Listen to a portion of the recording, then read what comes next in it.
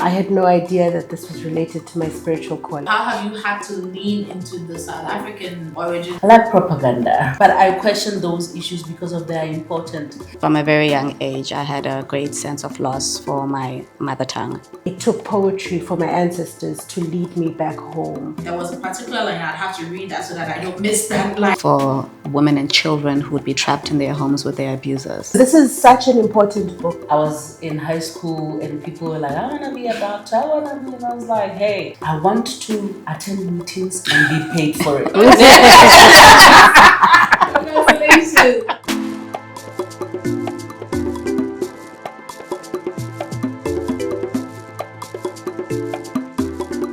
Hello there, and welcome to the All African Women Poetry Festival podcast. My name is Emma Ofosuya, and today I'm going to be having an amazing conversation with the SmallGirlrising trio all the way from South Africa. And with me here in the studios, we have MoAfrika. Hi, Hi, Mo. how are you? You look amazing, like royalty. I am royalty. Hey.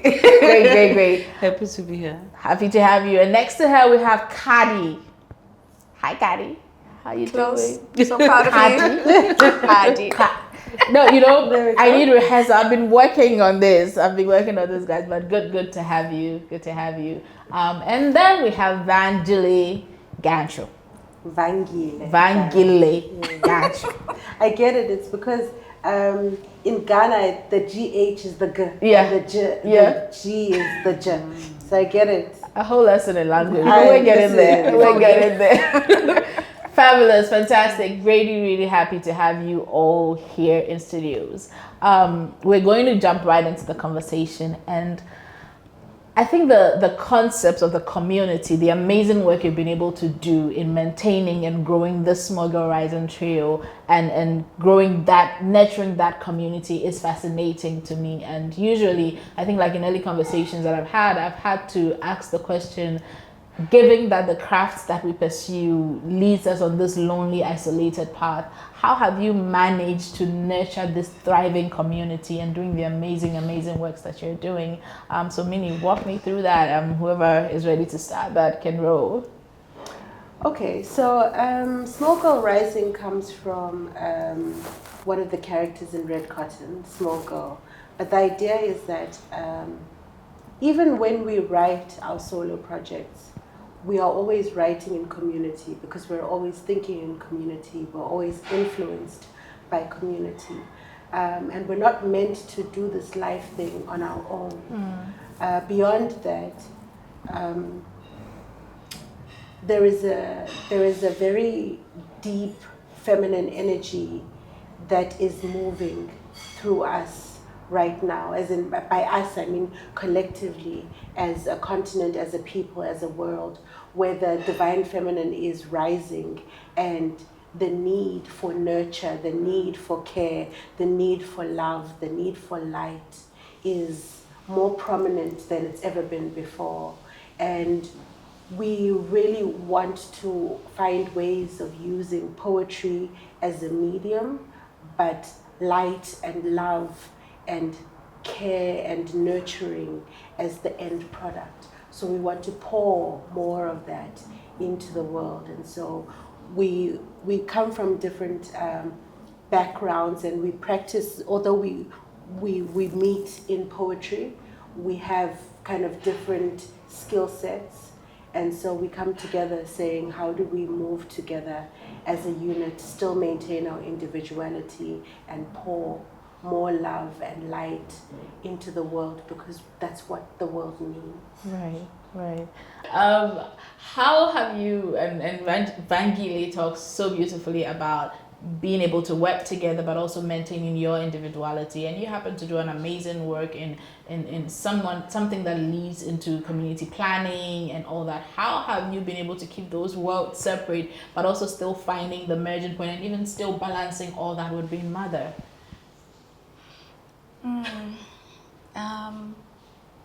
Support. I have a lot of support. I have a lot of help. I have a lot of love around me, and it moves with me in all these spaces. So when I'm not around with my children, because I'll always start with my children, when I'm not around with my children, I have a lot of people that love them, that are always with them. But then with regards to the multidiscipline approach that my life has taken, it's all one thing. There's poetry to community development, and I'm always looking for the artistic inspiration or spirit, even in any community development projects that I'm a part of. And then with my poetry, I write what I have seen and experienced within the communities that I work with. That's brilliant. That's really, really brilliant and beautiful.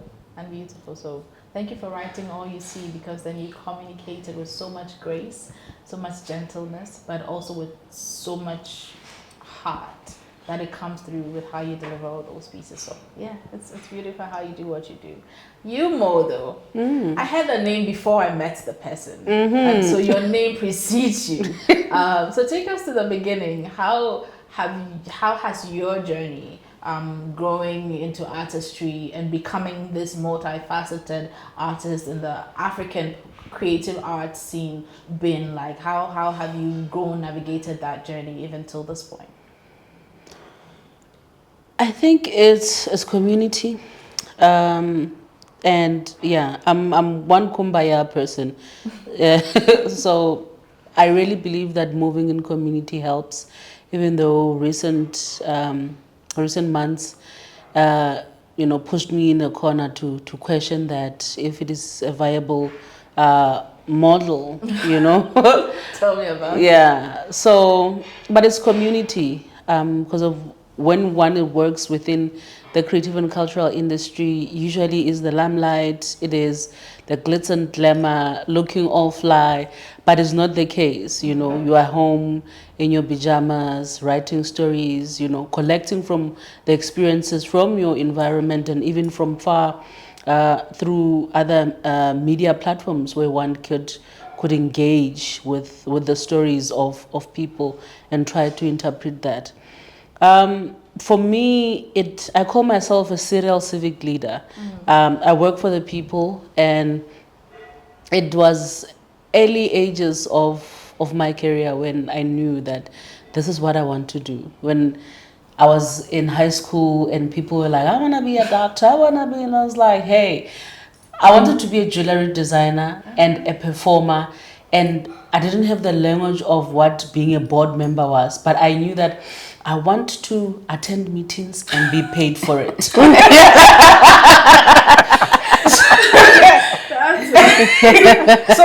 has been like that. So I knew that I'm gonna be in showbiz and I'll be an advocate and be in these other spaces. And I'm really grateful that I'm able to do that. Through my art, yeah. Besides someone saying you have a deep voice, I think you'll be good to lead a theater play, and it's like, oh, okay, let's do it. But yeah, it's that, and I think it is so layered that we can spend a whole time talking about it because of I'm celebrating 22 years this year in the industry. And 18 years being paid to do the things that I do. Congratulations! We're going to get into the pay part, but phenomenal work. That's a lot of time. Thank you. That's a lot of time growing, learning, navigating the ropes, and still staying consistent throughout. So congratulations on that. Thank you you. talk about being a serial civic service person, and your book, My Tongue is a Rainbow, actually does touch on themes. And this is a poetry collection, for those who don't know, is MoAfrika's poetry collection, My Tongue is a Rainbow. And in it, you touch on themes of social issues surrounding gender-based violence, and I think it does lean into your service to society. But where do the bulk of these inspirations for the pieces come from? Where do you tap into that source of stress, of pain, to communicate for the general communities? Where do those stories come from? I grew up in the capital city of South Africa, in Tshwane, just in the outskirts, a township called Mamelodi. It's a very multicultural community. You find the way apartheid placed everyone. There's a section for the Zulus, there's a section of the what. Then when the new dispensation came through, people, got a chance to intermarry, and that gave me a rich pocket of stories for me to tap into. And I find myself questioning. I'm born, on the last years of apartheid, but I found myself questioning why certain suburbs are a certain way, why, many whys. Whether be it society, whether be it language, but I question those issues because of they are important. Then one gets to know that South Africa, it's one of the most unequal countries in the world. And as a young person who's trying to understand all these whys, one of the best mediums for me was to write a book, whether it be writing a play, whether it be curating spaces for young people to be able, and uncensored spaces for young people to express themselves, to question some of the societal ills. So yeah, I like propaganda. Right. And it's quite evident in various ways. I think you embody the things you talk about so well and so beautifully. It's it is authentic to you, the kind of things you choose to talk about, the kind of things you choose to elaborate on, you lend your voices to, because then that is you, in a certain sense. You, Qhali, though, did your master's thesis on a subject around trauma around our mother tongue. Pretty much just walk me through what necessitated that, and was it a random question? Was it a burning need? What was it that made you want to focus on that particular aspect of research? And how do you tie it into your standing on your voice or owning your voice as an artist in that sense? Yeah. I have to take it back a little. Yeah, do. So I wanted to explore loss in a woman's body, in a black woman's body, in a child's body. So that's where it started. In a South African's body. And I mean, we read a lot. We had a lot of reading to do. And then I found myself also having to reflect a lot. And in my reflection, I found myself looking for what is my first memory of loss? What do I remember having lost first in my life? And from a very young age, I had a great sense of loss for my mother tongue, for my language. Both my Sesotho language, Sesotho culture, and my Xhosa heritage. Right. And that's why I chose to work on that. I did eventually go to Model C schools where the black and the white children were integrated. And it was very much still a white man's world. And our languages were not allowed in schools. So, you go to school and all you speak the whole day is English. You come back home to parents that want you to speak really good English. So they speak English with you at home as well because their child must speak good English. I did not learn my language as well as I wish I could have.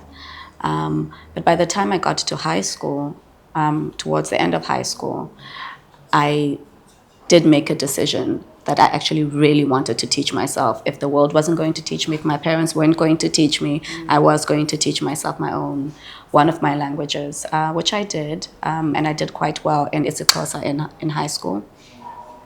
Jump years later now, I'm doing my master's, and I'm remembering my first loss, which was my language. So in doing my thesis, I did explore a variation of losses, including loss of body through gender-based violence and everything else beyond the body, and other losses as a widow, other losses that people experience when they lose a loved one, a child, etc. And this is all from the work I'd done, everything that I'd seen in my community development work. And I did that in isiXhosa and English. Reclaiming. This was me reclaiming. And I didn't realize it as it was happening, but then I started to write the thesis in a new language. Finding the language for all those expressions. Yes, in a new language. I called it English. Okay. As we created. Right. Listen, English is gonna be a thing. It should be. It definitely should be a thing.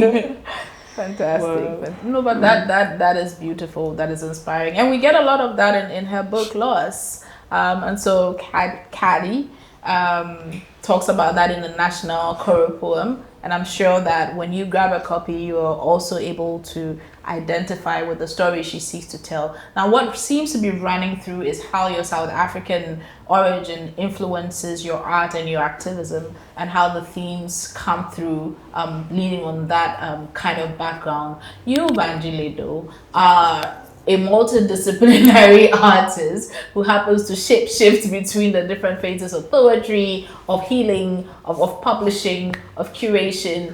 How have you learned, or how have you had to lean into the South African origin heritage, but also to be able to make such a tremendous impact in the spaces you work and operate in, particularly in your press and publishing work? Okay, so I think that first and foremost, I am a lover of stories because I am a lover of people. And because I love people, I observe people quite acutely. I had no idea that this was related to my spiritual calling before. It was just the way it's always been. I've always been the kind of person who feels things immensely. And that's where my poetry, I suppose, came from. And I think poetry chose me in that it was also through poetry. And this loss that Qhali speaks of, the loss of language, is a loss that I also know personally, because I couldn't speak isiXhosa and I didn't have access to indigenous knowledges. And so it took poetry for my ancestors to lead me back home, to find a way. And so Red Cotton speaks a lot about that, because that was during my master's year where I started dreaming of beads and snakes and seeing this other world. And it was through poetry that I was able to move back into a language of knowing, into a language of my ancestors, and also to relearn isiXhosa.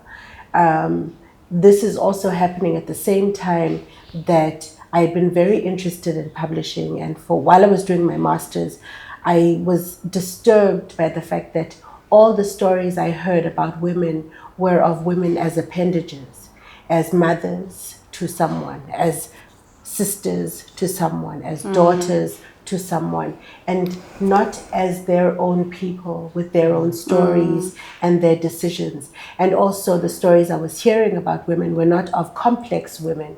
So you couldn't love God and love wine and love going out and make good decisions and make bad decisions and have children. And, like I said, it felt like all women had to be kind of linear or flat on the surface.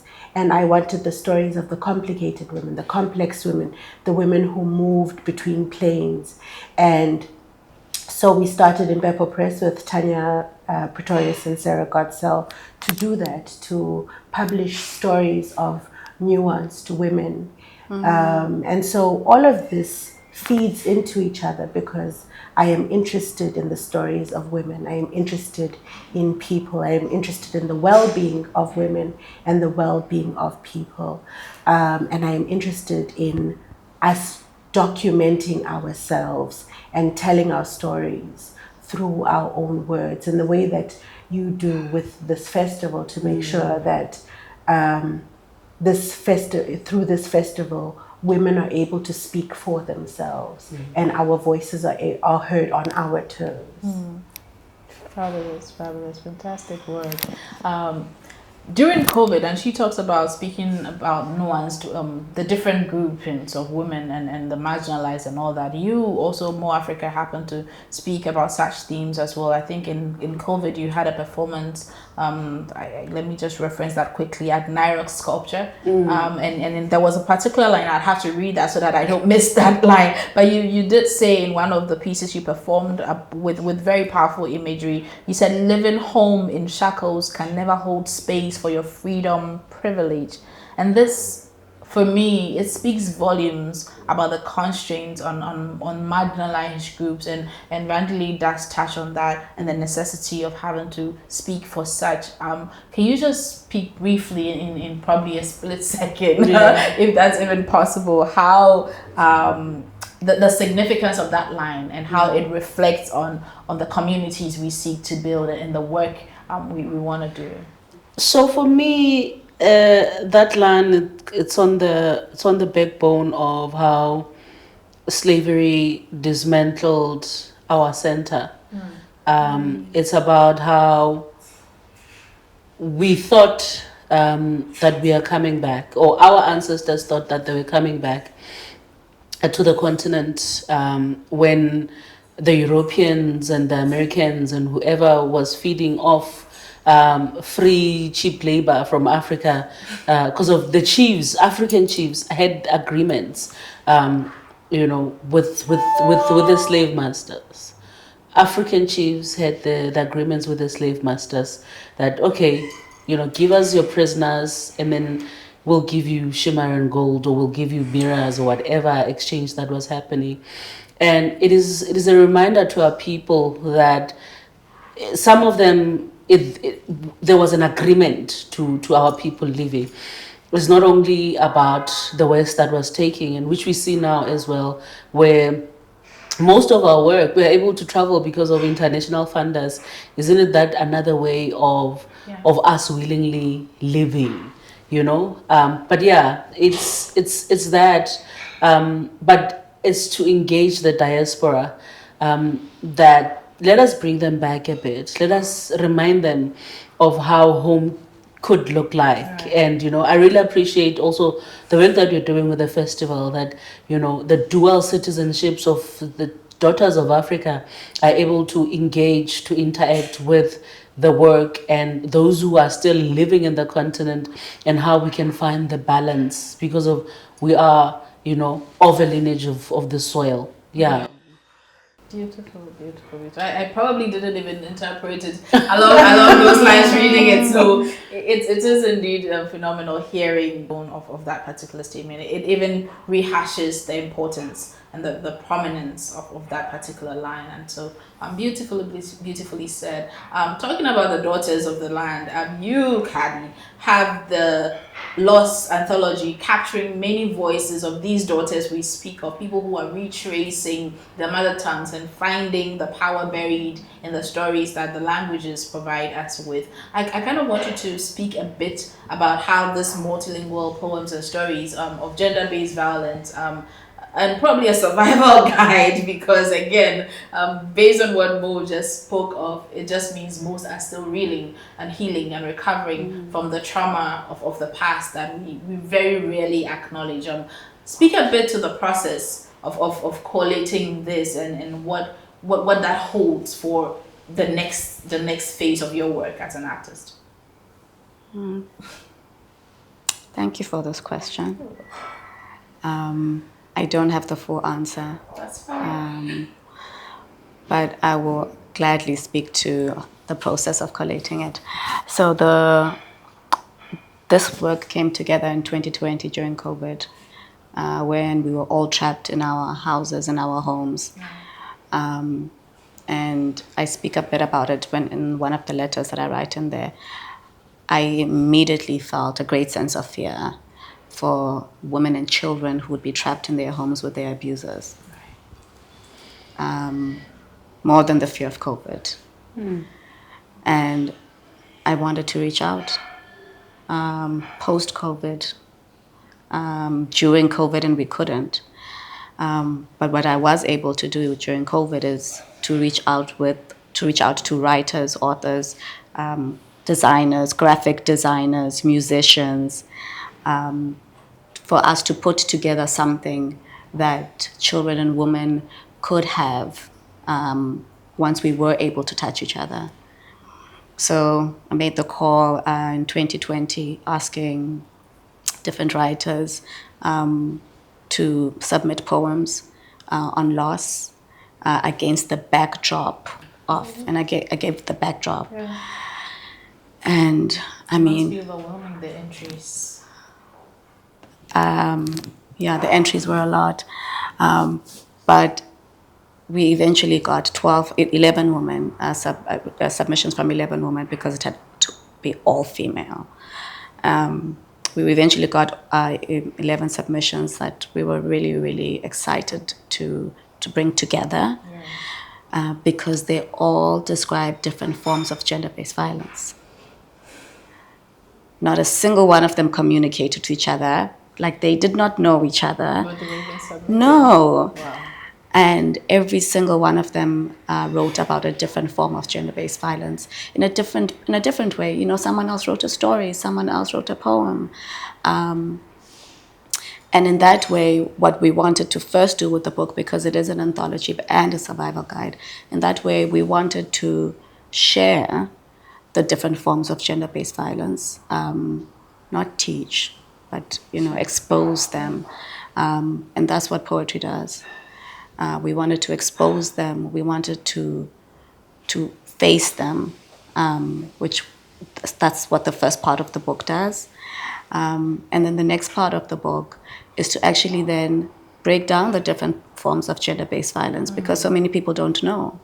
And so many of us focus on rape. And when I say focus, I mean we think that's the greatest. Well, that's what we have language for. So there's so many different forms of gender-based violence, and by the time you get to the next part of the book, you already know now. You somehow realize, you know, there's so much that women and children go through in this world. So that's what the book holds, and there's other there's other information in the book that's helpful to the children and the women that receive the book in South Africa, but it's also available online. And what's really, really in my heart that I have to say is, for every copy sold, a child in South Africa in a rural marginalized school gets a free book. That's impressive. And they get a supply of essential toiletries that most children don't have in the areas that we go to. So they end up not going to school sometimes. So yeah. So this book is doing amazing. It's not just a collection of very important stories. It's not just a book giving a guide on how to survive. It's actually a tool for impact, but also providing language to the things we do not have language for, and reaching many, many more people. So beyond helping, giving voice to the women who wanted to express this, we're also reaching beyond ourselves. Don't we always keep giving as women? Like we give the gifts that keeps on giving. You know, can I just say, Emma, about this book, because Mo and I have dubbed it, we call it the Bible, Right. because Qhali has been quite modest. This book is a multilingual collection in its original form. Yeah, I see some. And then she multilingualized the multilingual collection, meaning the multilingual collection is available in all 11 official South African languages. So she got the book translated into all the languages. And then you are being modest about it. And then she created an audio book for people who aren't able to read, so that they can access the stories and the book. And she's working on a Braille and sign language. Talk about a powerhouse. So she's being incredibly modest. Overly. But Overly so I mean, modest. this is such an important book. It really is such an incredible book. I think I can. Let me just read what is at the back, because I think with what you just mentioned, it speaks to how weighty these words at the back now mean. If you read it with this understanding, and she says, "Your story matters. What happened to you matters, and you are not alone in your suffering and in your healing, in the journey and the wonder that awaits you, in the scary and the beautiful unknown. You will never be alone." And I think you embody that so much in how you're reaching and extending and expanding. To talk of translating or working on a Braille version of it means it's really that important that every single person, woman, gets to hear this, and they don't have to have eyes to see. We're bringing it to you in a version that means something to you, and that's phenomenal work. I would love to have an amazing. This should have led the conversation because we could dig into that. But I think in wrapping up, I don't want to wrap up, but I have to. So I'm trying to pivot where it would be good to wrap up. But for real, where can people find your works? Where can people follow the amazing works that you're doing? But also, how has, and I guess people already know, but how has this collective, you're also very individual and accomplished in your individualities, but even together you are so much of a powerhouse. And how do people find you? And what is the one thing, if you had to say anything to anyone listening, a message that you want to leave with them as a collective Small Girl Rising trio? So when Vangile said, "Here's a dream," and I jumped on it. I've been obsessing about a collective called Feel a Sister in South Africa, and made of amazing powerhouse women. I teach about them everywhere I go, tell them, talk about whoever cares to listen. And this women is Leboham Mashile, it's Maisha Jenkins, may her soul rest in peace. It is Ntiki Mazwai, it is Napo Mashiani.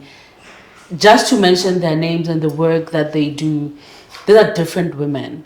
And everywhere I go, I want women to be themselves and to not feel like that their light is dimmed by another sister.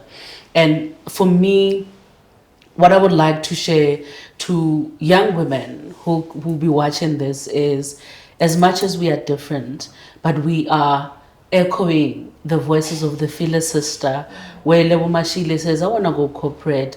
Maisha says, "Hey, I'm a jazz baby." You know, Ntiki Mazwayar, "I want to be on a beat in a club." And Napo Mashiani says, "I'm taking this work to theater. I'm taking this work to the community in my own language." Right. And it is about that for Small Girl Rising, that we pivot in different ways, but with the same end goal of rising small girls everywhere in the world.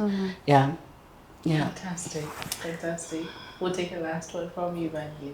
So it's important that people get the books. Impepo Press books are available from our website.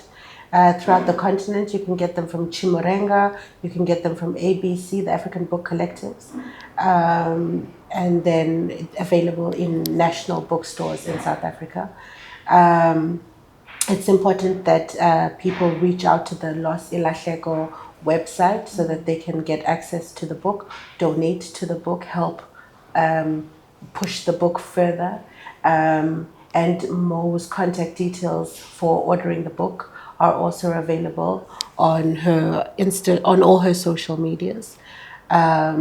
So you can find us on social media. You can look up #SmallGirlRising. We are working on kind of formalizing this. It is really, really, really important that if people take nothing else, they understand that we're all in this together. That healing one is to heal all of us. Injury to one is injury to all of us. And to echo the sentiments of the first true African president, Kwame Nkrumah, right. There is no liberation unless we are all liberated. All our freedom is tied to each other. And so I think that is kind of my closing thought and how we move as a wave of small girls. Yeah. Fantastic conversation. I would have us go on and on, but this is all time would allow us for now. I think the best caption for today's conversation will be we all move as one in Small Girls Rising then. Does that work? Yes. We all move as one in Small Girls Rising. It is. Thank you so much for staying through with us. My name is Emma Ofusua, and this has been the All African Women Poetry Festival podcast. And we will come your way again with great power-packed conversations. Do stick and stay. We're going to tie all the links to all the amazing books they're talking about in the caption below. Don't go nowhere. See you soon.